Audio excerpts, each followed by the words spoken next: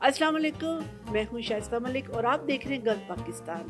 नाज़रीन, जैसा कि आपको मालूम है कि इंसान की बुनियादी ज़रूरत रोटी, कपड़ा और मकान है, लेकिन महंगाई के इस दौर में जहां सारा दिन मजदूर मेहनत मशक्क़त करने के बाद बमुश्किल 1000 कमाता है, अब वो 1000 में घर का बिल दे, किराया दे या बच्चों की रोटी पूरी करे। अस्सलाम वालेकुम, मैं हूं मोहम्मद मजहर और आप देख रहे हैं प्रोग्राम खोज।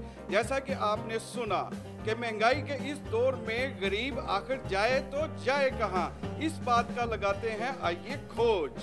अच्छा, नान भाई का तो कहना है कि हम डीसी रेट पे इसलिए नहीं भेज सकते क्योंकि हर चीज़ महंगी है, आटा महंगा है, गैस महंगी है। जी ये बताइए कि आप शहरी हैं, मजदूरी करते हैं, सारा दिन काम करते हैं और एक मखसूस तनख्वाह होती है जिसमें घर भी चलाना है, कपड़ा भी लेना है, सारा कुछ करना है, तो ये इतनी महंगी रोटी बिक रही है तो क्या कहेंगे आप?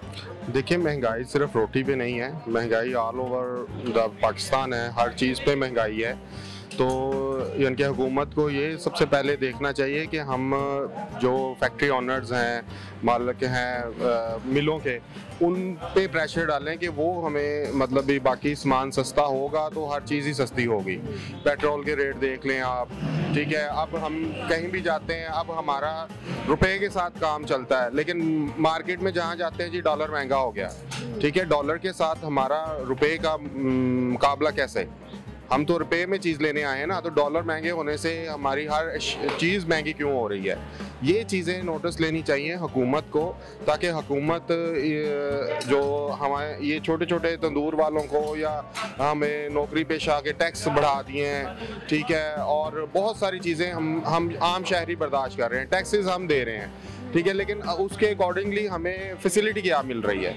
इतने टैक्स हम दे रहे हैं। आप बड़े मुल्कों में चले जाएं बाहर, तो वहाँ इतने टैक्सेस हम आवाम देती है तो उनको फैसिलिटीज़ भी उसके मुताबिक मिलती है, लेकिन पाकिस्तान में इतने टैक्सेस के बावजूद हमें फैसिलिटी कुछ नहीं है, ठीक है। ये सिर्फ छोटे तंदूरों वाली की बात नहीं है, ये हर आम शहरी की बात है कि महंगाई जो है वो कंट्रोल करना हुकूमत का काम है, ना कि ये छोटे तंदूरों पे तलवार रख दें या किसी और चीज़ पे तलवार रख दें, आप इतना बेचें भी बैक एंड से अगर ठीक आ रही है, चीज़ सस्ती आ रही है, तो मेरा नहीं ख्याल कि कोई भी महंगी बेचेगा। माकूल प्रॉफिट में हर बंदा बेचना चाहता है, ठीक है, हम भी कारोबारी बंदे हैं, हर चीज़ देख समझ के करनी पड़ती है। सबसे बड़ी बात पहले ये मैं बात करूंगी कि पिछले साल भी गवर्नमेंट ने कहा था कि गंदम पाकिस्तान में बेतहाशा हुई है, हमारे मुल्क में गंदम की कमी नहीं है। इस साल भी यही गवर्नमेंट ने कहा है कि गंदम की कमी नहीं है। मैं ये सवाल करना चाहती हूँ कि अगर गंदम की कमी नहीं तो रोटी कैसे महंगी हो गई? और दूसरी बात ये कि रोटी अगर महंगी हो गई है तो एक गरीब बंदा कैसे परचेज करेगा कि रोटी जो है 15 रुपए की होगी, नान कहीं पर 20 है और कहीं पे 25 है। गवर्नमेंट ये चीज़ का भी इशू नहीं उठा रही कि 15 की है रोटी और 25 और 20 का जो नान है। और उससे बड़ी बात ये है कि जो औरतें वूमेन हैं, जो वर्किंग वूमेन है, सुबह वो ऑफिस से आती हैं, रात को अगर 8 बजे या 7 बजे भी वो अपनी ड्यूटी दे के आती हैं, तो वो कैसे चूल्हे के पास खाना भी पकाएं और रोटी भी बनाएं? अगर वो गैस भी नहीं है और अगर वो रोटी बाजार से लेने जाते हैं, जिसके घर के 4 या 5 बच्चे हैं, मियाँ बीवी हैं और 5-6 बंदे मिलाकर 7-8 बंदे हो जाते हैं, सास ससुर भी आ जाता है, तो वो 300 की रोटी एक टाइम की कैसे परचेज करे? जबकि रोटी पहले 10 की थी, अब 15 की हो गई है। तो ये इस चीज़ का इशू उठना चाहिए कि एकदम से ये गंदम का बहरान कैसे पैदा हो गया कि तंदूरों पर रोटी इतनी महंगी हो गई है और नोटिस नहीं लिया जा रहा और इसको हाईलाइट भी नहीं किया जा रहा मीडिया में कि इसके ऊपर आवाज़ उठाएं और लोगों के प्रॉब्लम को हल किया जाए कि एकदम से रोटी इतनी महंगी, गोश्त भी महंगा, सब्जियां भी महंगी, फ्रूट भी महंगा, रोटी थी और सस्ती थी वो भी महंगी हो गई है। मैंने कहा जाता है कि गरीब के लिए दाल है जी, अब तो दाल भी बहुत महंगी हो गई है। दालें आप देखें जरा जाके, चने की दाल है उसको हाथ नहीं लगते, गरीब जो चने की दाल खाता है वो भी इतनी महंगी है। मूंगी मसूर की दाल इतनी महंगी हो गई है। एक रोटी सस्ती थी कि चलो 10 रुपए की आती थी, एक घर में अगर 15 रोटियां आती थी तो 150 की रोटियां आती थी, अब तो वो भी 250-300 की रोटी हो गई है। तो एक जिस बंदे ने 500 रुपये अपनी दिहाड़ी का खर्चा करना है, तो वो अगर 300 की रोटियां लेगा तो सालन कैसे पकाएगा? घी कहाँ से लाएगा? सब्जी कहाँ से लाएगा? गोश्त तो बहुत दूर की बात है। इतनी ज़्यादा महंगाई होने के बावजूद इस पे भी इशू नहीं उठाया जा रहा। आप सही कह रही हैं। उसके अलावा घर के बिल, इसके अलावा किराए और क्या कुछ है, बिल भी है, और साथ में अगर कोई रेंट पे रह रहा है तो वो रेंट भी दे रहा है, तो बच्चों की स्कूलों की फीसें भी हैं, बिल भी है, ग्रोसरी भी है। पहले जो ग्रोसरी घर का 7-8 हज़ार की आती थी, अब वो 20-25 हज़ार की आ रही है। ठीक है, इस पे भी कोई इशू नहीं उठ रहा, कोई नहीं उठा रहा कि महंगाई दिन ब दिन बढ़ती जा रही है। और ये महंगाई बढ़ाने वाले ये बीच में ही लोग शामिल हैं। किसी दुकान पे कुछ रेट है, किसी दुकान पे कुछ रेट है, किसी रेडी वाली पे सब्जी का कुछ रेट है, किसी पर फल वाले का कुछ रेट है, एक रेट नहीं है। अगर गवर्नमेंट ने एक रेट मुकर्रर किया है तो उस पर गवर्नमेंट क्यों नहीं इशू लाती, क्यों नहीं उस पर पॉइंट उठाती कि ये डिफरेंट रेट क्यों है। आप तंदूरों पर भी चले जाएं, कई तंदूरों पर 20 रुपए का नान है, कहीं पे 25 का नान है। महंगाई के बावजूद आवाम खरीदो फरोख्त कर रही है, लेकिन हमारी आवाम में इत्तेफाक नहीं है। आवाम में इत्तेफाक की सूरत होना चाहिए कि जो चीज़ महंगी आई है उसको खरीदना छोड़ दो। दुकानें वाले खुद ही रेट कम करेंगे, खुद ही गवर्नमेंट को एहसास होगा कि इस चीज़ का जो है ना, इसका डाउन करना है ताकि लोग परचेज कर। एक चीज़ ज़्यादा हो जाएगी मार्केट में तो लोग वो खुद ही सस्ती होगी। जब एक चीज़ हम, बल्कि हमारी आवाम का ये हाल है कि जितनी महंगाई होती है वो चीज़ें उतनी ही खरीदी जाती हैं, और लोग कहते हैं कि गुर्बत कहाँ है, महंगाई कहाँ है। यही बात होती है कि हम उठते नहीं हैं, बोलते नहीं हैं, उस चीज़ के खिलाफ कदम नहीं उठाते। अब प्याज है, किसी दुकान पे 160 है, एक पे 70 है, 130 है, 150 है, वो भी इत्तेफाक नहीं है। मतलब आपका कहने का मतलब चेक एंड बैलेंस नहीं है? नहीं, वो बिल्कुल नहीं है। पाकिस्तान में हमारे इधर कोई नहीं है, कोई नहीं चेक कर रहा कि प्याज जो कह रहे हैं कि जी सस्ता हो गया, इंडिया से प्याज आया, ईरान से आया, कहाँ से आया।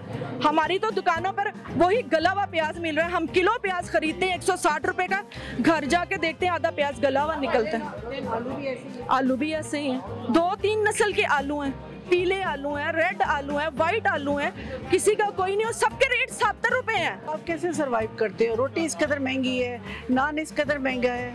अभी देखें, इनका तो कोई कसूर नहीं है। गवर्नमेंट को चाहिए आटा सस्ता करना, अपना मैदा सस्ता करना, गैस सस्ती करनी। बिजली का बिल कितने आते हैं? 6-6 हज़ार तो ऐसे टैक्स लगा देते हैं वो, ये जो है दुकान वालों का। तो वो दुकानदार क्या करेगा? दुकानदार के लिए भी तो कुछ सहूलत होनी चाहिए। कम से कम आटा सस्ता कर दें या मैदा सस्ता कर दें, गैस सस्ती कर दें तंदूर वालों के साथ, तो फिर तो ठीक है। मुश्किलात इनकी भी है, मुश्किलात शहरी की भी है, आवाम की भी है। ज्यादा तो गरीब, लेकिन पिसता तो गरीब आदमी पिस रहा है ना। आदमी का क्या है? अमीर आदमी तो आएगा, रोटी लेगा, चला जाएगा, तो उसको 20 को भी दोगे तो वो ले जाएगा। सही बात है। तो गरीब आदमी वो पहले सोचेगा यार 2 लूं या 3 लूं। गवर्नमेंट को ऐसा क्या करना चाहिए? गवर्नमेंट को तो सोचना चाहिए ना आवाम के लिए। आवाम के लिए तो कोई सोचता ही नहीं है। तो ये कि घर में ख्वातीन है, खाना बनाना उनकी जिम्मेदारी है, तो क्या घर में ख्वातीन रोटी नहीं बना रही है कि आप तंदूर पे आए हो? जब गैस ही नहीं आएगी तो क्या करेंगे? जब गैस नहीं आएगी तो मजबूरन खाना तो है, तो लेनी तो है। फिर बात ये है, गैस की लोड शेडिंग इतनी ज़्यादा हो रही है। यानी कि आपके कहने का मतलब है कि घर में भी आटा ला के दो वो महंगाई अलग, और तंदूर से रोटी लो वो महंगाई अलग। जाहिर बात है, अब गरीब आदमी तो पीस ही रहा है फिर इसमें हर तरफ से। अच्छा, मुझे ये बताएं कि पहले जब गाहक आता था तो रोटी सस्ती थी तो गाहक खुश होके खा के निकल जाता था। अब चूंकि रोटी और नान महंगा है तो अब कस्टमर क्या कहता है? अब कस्टमर जरा रोता है, बैठता है, कहता है ये बहुत महंगाई है। हाँ जी। तो क्या फिर करते हैं? मतलब कुछ भी नहीं, साड़ी मजबूरी है और असं की करना, सानू पिछों महंगा मिल रहा थी, महंगा बेच रहे हैं। तो नान तो आप दूसरी शॉप से मंगवाते होंगे ना, तो फिर आपको इस वजह से महंगा पड़ रहा है? हाँ जी, दूसरी शॉप से नान हम मंगाते हैं। अस्सलाम वालेकुम। वालेकुम सलाम। क्या नाम है सर? इमरान।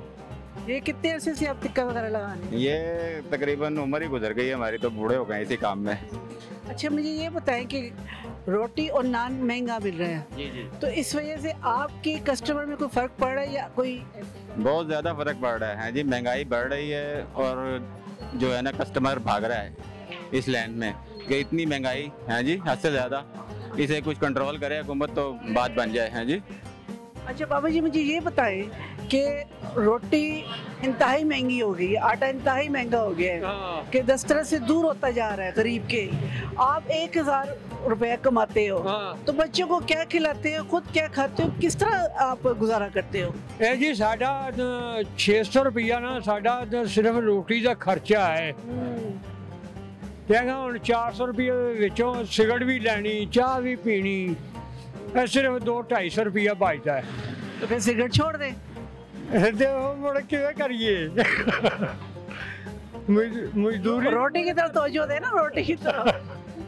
ਰੋਟੀ ਤਾਂ ਹੁਣ ਖਾਣੀ ਪੈਂਦੀ ਹੈ, ਇਹਨਾਂ ਨੂੰ ਕੁੜੀਆਂ ਨੂੰ ਭਰਨਾ ਪੈਂਦਾ ਹੈ।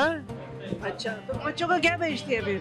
ਬੱਚਿਆਂ ਨੂੰ ਕੋਈ ਮਹੀਨੇ ਪਿੱਛੇ ਕੋਈ ਢਿੱਡ ਪੇਟ ਬੰਨ ਤੇ ਖਰਚਾ ਗਾ ਕੰਮ ਕਰਤੇ ਤੇ ਕੋਈ ਲੈ ਜੀ ਦਾ ਮਹੀਨੇ ਪਿੱਛੇ 10,000 15 ਇਹ ਲੈ ਜੀ ਦਾ। अच्छा, 20 रुपए का नान है जो डीसी रेट है, जो लिस्ट में है उसके मुताबिक आप नान नहीं देते हैं, तो 25 रुपए का आप नान दे रहे हैं और रोटी 10 रुपए की बजाय आप 12 की 15 की देते हैं, तो इसकी क्या वजूहत है? देखो मैदा 7,000 से 10,000 की बोरी चला गई है।